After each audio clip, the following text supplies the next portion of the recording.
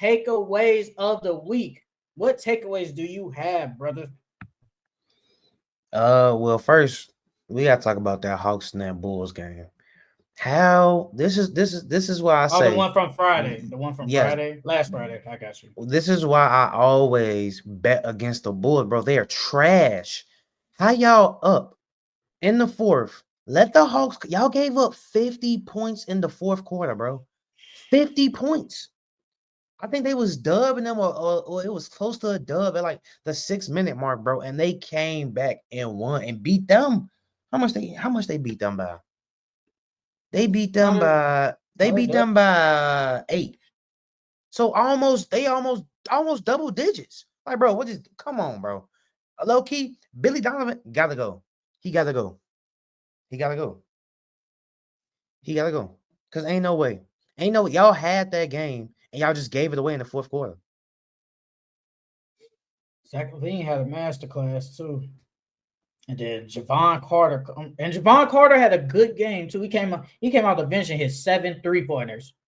I feel like that's a game you're supposed to win, but honestly, the Bulls are like the worst one, basically top, literally like bottom two in defense. Like they're really bad defensively. So if we're giving up 141 points, I'm not shocked at that. But giving up 50 points in the fourth quarter, I am That's shocked at that. insane. That's insane. Usually you would see like 30, maybe a 40 ball, but 50? 50. Y'all wasn't playing no defense. I haven't played defense all. Haven't played defense all year, brother. Bro, it was like a pickup game out there. But they haven't played defense all year though. Like this is not shocking. Like, bro, if you look, bro, what person on that team can you really say is a good defender? Like who? Who on the team is Torrey really? Craig. Torrey Craig, Io. Um, that's it. Look who you name. Nothing against Io and Torrey Craig, but look at the people you just named. I mean, you And said look, they only defend. That's the only defenders. and those ain't no POA lockdown defenders that I'm like, when you make the defensive substitution, yeah, but no, I'm not. I don't want to put Torrey Craig in the game. You go in the starting lineup. Kobe White ain't the greatest defender. Zach LaVine ain't the greatest defender. Josh Giddey plays no defense. Vucevic, terrible defender, terrible rim protector. Who? Patrick Williams. He probably was supposed to be like a defender, but he ain't that. Like the Bulls' defense is not good, and this is not shocking that they just gave up 141 points. And did you know that when they played the Hornets, they tied the three-point misses again? They tied it again. Yes. Yes. What was it, 75 misses again, I think? 75. Yeah, It's either 75. 75 or 78, one of them. But they tied it again, bro. I get it out the way. Jokic and Westbrook both dropping triple doubles. Westbrook had 16, 10, and 10. Jokic had a 36, 22, and 11 game against the Utah Jazz. Yeah, it's the Utah Jazz. It is what it is. But at the end of the day, I feel like when you just look at that game, everybody played good. Well, at least the main guys play good. And I think Jamal Murray, he had 20-some points too. He had a double-double. Christian Braun had 20. Michael 20. Porter had 20. And all Westbrook, Jokic, and Jamal Murray, they all had double doubles and assists. So they had 36 just from 3 dudes. That's really good. And I do feel like the Nuggets have played way better recently. I definitely feel like they played way better recently. Because I think Jamal Murray has played better recently. Brother, they're not. They're going to put Westbrook right back on the bench. Like, I mean, how can you? How can you if y'all been winning games with them in the starting lineup? You're not gonna you're not putting Aaron Gordon on the bench. You're gonna start him. And I've always said it, and I'll remind you again. I never said that Westbrook in the starting lineup isn't really the worst move. But I've always said that they only got him on the bench because you just need another ball handler. That is it. That's all I said. They just need another ball handler to come off the bench. That's all I said. Never said it was the worst move. So let's get that out the way real quick. And you're most likely not putting Christian Braun on the bench. Most likely not. I don't see it. I will be shocked, honestly, if I see Christian Braun go on the bench when Aaron Gordon returns. I will be very shocked. I think they're just going to keep Westbrook on the bench, and that's perfectly fine. That's perfectly fine. There's nothing wrong with that. Because I know you've been hyping. You've been wanting Westbrook to start the lineup since the summer. You've been wanting it. Yeah. And he started. Yeah. He's only start when there's an injury. I have yet to see Michael Malone say, "Hey man, we're Christian Braun, put Westbrook in the lineup." Not because of injury, just because. So until he does that, I'll say, you called that shit. You called it. I mean, it's kind of hard not to when a man playing that good. So who you putting on the bench? Probably Christian Braun. Yeah, I'm not doing that. I'm not doing that. I'm not doing that. I like Christian Braun's activity. I like what he brings, and I know Aaron Gordon ain't going on the bench. I'll say this though. Actually, nah. Okay, if they trade Michael Porter, depending on who they trade for, I think Westbrook does stay in the starting lineup. But if they don't trade nobody, I think he just won't get in the starting lineup. But if he does, he does. But I just think they just always wanted to have another ball handler on the bench. That's really it. There's nothing wrong with that. What else you got, brother? Yeah, Cole Anthony. We gotta talk about Cole Anthony. How he been on the heater lately. I think didn't he have a stinker Anthony, like a game, like 2 games ago? Didn't he have a stinker? I mean, yeah, against the Nets, he shot 3 for 11, only had 10 points, but he hit the game winner. So that don't mean nothing. Yeah, it do. Bro, you saw how Jamal Mosley embraced him after the game. I'm not crediting you for having a stinker, and then just because you hit the game winner, it just changes everything. You still wasn't doing nothing. Bro, it does. First off, we can all agree. First off, Cole Anthony wasn't getting no tick this season at all. And the only way he got tick is if somebody got hurt. So if we being realistic, he was low-key on his way out of the Magic organization. But then he came in, dropped that 35-point game. Then he hit that game winner. And then if you looked after the game, trade him, he wasn't coming back. For sure. They wasn't playing. They believed in Anthony Black over him. So and that him hitting that game winner, Jamal Mosley embraced him. Man, he was like, "Yeah, let's go, boy. That's what I'm talking about. That's how you play basketball." You know what I'm saying? So he's earned the trust of his coach again. Now I feel like now, even when everybody gets back healthy, I think he's still gonna get some tick now. But yeah, he had a stinker. But once you hit that game winner, bro, all that go away. He hit the most important shot of the game. Then he went 3 for 12 for 8 points the next game. So, I mean, I'm not gonna. He has had one great game. He hit a big shot, but Jamal Mosley still isn't playing him consistently how I thought he was. I thought the minutes was gonna go up to say 20 points. He barely cracking 15. Now I have no clue why. Don't ask. But I feel like once Paulo and Franz come back, it sucks, but he might be out the rotation unless they trade him by the trade deadline. That sucks though, because I think Cole Anthony is a good scorer. Yeah, he is. He's a good player. But he hasn't done what I thought he was gonna do. Who else I got? Let's go with SGA. 45 points against the Pacers, 35 points against the Grizzlies, did 40 points against the Timberwolves. Mm-hmm. SGA, I don't know if you saw a picture on Twitter. He is the first player this year to have 1,000 points. And the next closest person is nowhere near him. It's De'Aaron Fox. He has like 870 something. Dang. So it's crazy because SGA would not be he probably in the conversation for MVP. But low key, bro, he's having an MVP season. And he's not even gonna win it this year. That's crazy. You don't think so? No. I feel like they're gonna give it to Jokic again. Look at what Jokic is doing. You said he wasn't gonna win.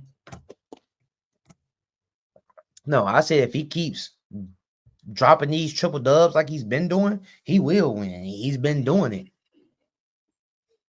I feel like now statistically wise, he's averaging 9.7 assists. If he can get it to 10, I think they give it to him. But for some apparent reason, I know people that nerds or whatever, but that 9.7 to some might mean something. Because technically, you ain't averaging a triple double. I feel like if he averages a triple double, I think he can win it. But if somehow he don't, I think he's not gonna get it for some apparent reason. But I still think he's number one. I still think Jokic is number one right now. But we still got January, February, March, and basically a 2 week of April. So really 3 months. So we got 3 months left to really see. But right now, I think it's really between SGA and Jokic. And SGA, he has an argument this year. I really think he has an argument because last year it was Jokic. It was Jokic. Yes, the Nuggets were really good. The Nuggets was really good. The Thunder was really good. Jokic just had the better stats. This year, he don't have the better stats than Jokic, but the team is clearly better than the Nuggets. They're clearly better than them. So I feel like if he's clearly ahead of everybody, where the team is at least, and especially, and I think Chet being out is making his that case. helps. No, that helps because last year their team was healthy. So part of the knock was, they have a good team. Is Shea really an MVP candidate? But the way he was playing like an MVP. But now that Chet's gone, now we get to really see Shea is carrying this team. He can carry a team, and then they're still number one in the West. So I think he has an argument. I truly think he has a legit argument of winning an MVP. He's definitely, like I said, he's in the running for it. I just don't think they're gonna give it to him. Another one I got, Jaden Ivey. Prayers up to him. He just got hurt yesterday, but he hit that game winner against the Kings. That was impressive. He's been playing better this year. I think JB Bickerstaff helped unlock Jaden Ivey. Even though he's got injured, I still think the Pistons are gonna play some good basketball even without him. But he had a good game. Cade had a good game, 33 and 10. And Malik Beasley, the unsung hero of the Detroit Pistons, he had 22. Yeah, he's been playing really good. Man, once you lead the Lakers, man, everybody can shoot. I see. But yeah, Jaden Ivey, prayers up to him. He's out for the season. Broke his fibula. Yep. He's out for the season. It sucks. And people gonna say Cole Anthony, it was a dirty play, but it's like me personally. It's not a dirty play. He was going for the ball, and then his body just went towards his leg. His body just went towards the leg. It was a freak accident. We see it all the time. We always say it's dirty when somebody gets hurt, but when no one gets hurt, that's when all of us. Then we don't do nothing. Then we don't say nothing. So I hope. Go ahead. It's not like Cole Anthony's a dirty player either. It's not like he's Grayson Allen, like, or Draymond, like, or we ain't seen him do nothing dirty in the league before. Exactly. So I hope nobody say, "Oh, Cole Anthony, he's a dirty player. That was a dirty play." No, you're only saying it because he got hurt. If he didn't get, if Jaden Ivey was walking up fine, we move on. We do. But prayers up to Jaden Ivey. Speedy recovery, brother. Had to drop you in fantasy though, but hey, it is what it is.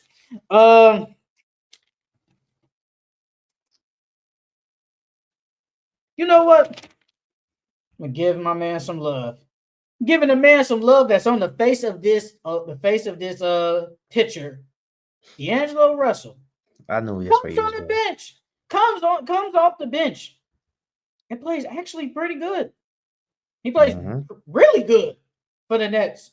And maybe this is maybe what D'Angelo Russell needs. No distractions, no pressure. Just go out there and just play some basketball, man. And he's back with his best friend, Ben Simmons. Yeah, I think he loved Brooklyn too. Like when he was there in Brooklyn, they had a really good time. The team chemistry was good. It was his best year. So I think him going back to Brooklyn is definitely going to put some juice back in him. 22 and 8 off the bench. Yeah. Will he start though eventually? Was it like 25 minutes or something like that? 22 minutes, 25 minutes or something? 26. You're close. You're right there. Yeah. Will he start though eventually? Will he start? I think he will. I think he gonna start. They gonna start being with him too. I'm interested to see how that team plays out because him and Ben, they play really good at Montverde together. So I'm interested to see how it'll work in the league. D'Lo Cam in the backcourt. Ugh, I ain't liking that. I Defense mean, though. but Defense they though. probably Not gonna liking run it. zone. They probably gonna run zone more than anything. Ew. Cause It's gonna be I got the nasty. Bucks. I got the Bucks versus the Pacers. The Bucks were getting messed up. Dame had a bad game. They started off really slow, and Giannis took control of that game. Giannis was dominant. He got to the hole whenever. I mean, he is Giannis. He gets to the hole whenever he wants, but he took over. Ben Mathurin had a good game, and that second half, Giannis said, "Nah, I'm not going out like this," and he literally willed that team back. The Pacers That was was an up by MVP like game. almost 20 and just Yeah. well, they're not a good defensive team anyway. But I feel like they probably should have won that game. They No, they they should have should have. won. They should have. I can't. Sometimes I can't defend Tyrese, man. I be trying to. I want to defend him, but man, brother, you be having some stinkers. Like in fantasy, you okay, you cool, but in real life, you're the best player. If somebody tells me Ben Mathurin a better scorer, fine. If somebody say Siakam a better scorer, fine. I ain't gonna argue. But you are the best player on the team, and you have been nowhere consistent of what you was last year. Like you just haven't. And then I remember, didn't you? Do you remember earlier this year they was talking about? It was a report that said that it might be because of the back injury he had last year, and it's kind of continuing to this year. But in my head, I'm like, no one cares that you have a back injury. You're out there playing. No one cares. And then on All top of we that, know you is you can't ain't even. playing good. Yeah, and on top of that, you can't even tell he's walking normal. Like you can't even tell that back injury was even messing with him. You've been playing bad, brother. Like you got to get it together. Like if this was, man, that team is pretty good, and I think they are underachieving in their expectations. Like they should be playing way better than what they are now. I think they're 16 and 18. They should be playing better, and it's not. I got Jonathan Kaminga against the Suns, man. Jonathan Kaminga had 34 points. I think Yeah. it was off the bench against the Suns, man. Mhm. This is what we be talking about when we be like, hey, Jonathan Kaminga, the second best player on the team. And every time I wish we could see this more consistently, but is it him? Is it Steve Kerr? Or is it a combination of both? Like, I wish we could just see more 34-9 Jonathan Kaminga. I wish he could be in the starting lineup, Yeah, I mean but we that don't. game he played like 30 something minutes. And then it's crazy because they was say I don't know if you seen, but right after that, like Draymond, Steph, and all them praised Kaminga, and Steve Kerr was praising him, saying, "Oh, this is what we've been looking for. He's turning the corner, all this, that, and the third." And then the next game, I don't even think he played 30 minutes. How He you played gonna say out? 34 minutes against the Suns. He played like what 20 something the next game But because he ain't had no stinker. they did get blown But out though. yeah, He played he played 32. he played He 32. played 30. Okay, well I'll take that back then. Um, He had 18 and 10. But he should have been playing 30 minutes from the get go. We'll see if Steve Kerr continues to play him 30 plus minutes. But I'm glad he's getting the minutes that he deserves.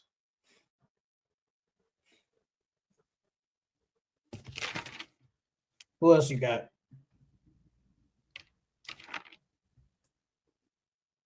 Uh,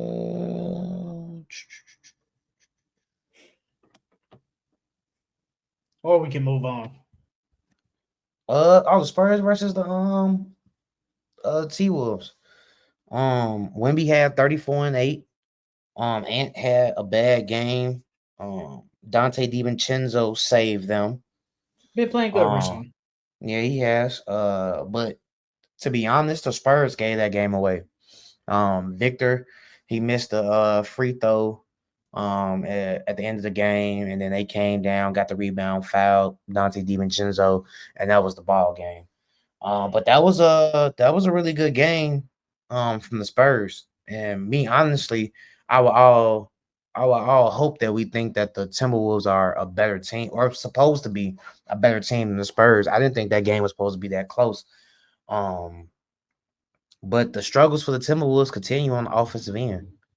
It's like they got to do something quick in a hurry, because the way it's looking, bro, they might not even make the playoffs. They might drop. They might drop out of the playoff contention. If they don't, they're gonna be in the play-in, and they might not even make it to the first round. The way they playing. If the season ended today, they would face the Lakers they would face the Lakers 7-8 seed. They would face them. Mm-hmm. And then let's just hypothetically say they lose. Then they will either face the Spurs or the Warriors. Me personally, I think they could be either of those teams. But that don't matter, because then they will have to face OKC number 1, and they ain't beating OKC. It's not gonna happen. They're not beating OKC. They're not beating OKC. To be honest with you, I could see either the Spurs or the Warriors beating them. The way they've been playing, they have not been playing good basketball at all, bro. At all. I feel like, okay, could they lose to them? They could. Yeah, but at the same time, it's only one game. No, but at the same time, it's like, it's always that one team. It's like, I'm kind of just better than you. And I think that's what it is with maybe the Warriors for some apparent reason, because I feel like when they go against the Warriors, it's always a close game. But it's like the Spurs, it's like, we're just better than you guys. We're just better. So if there was a matchup, I wouldn't pick the Spurs. I'm not gonna lie. I would probably pick T-Wolves. I would low-key go with the T-Wolves if I had to bet. I just think because the Timberwolves are just better than the Spurs. Could the Spurs upset them? Yeah, like you said, it's a one-game series. But I'll still pick Timberwolves. Ant might have to will them. Well, Ant been kind of willing them all year. I don't know what they could trade. They really don't have cap space. So I don't know what they can do. Like right now, we said this is the throwaway year. Yeah. This is the throwaway year. This is a throwaway year. I think they're okay with just, not making the playoffs, and it is what it is. Then after that, that's when we'll figure it out, and let's see what they can do. Honestly, I don't have anybody else for takeaways. No, I ain't got nobody else either. All right. That is it for our takeaways of the week.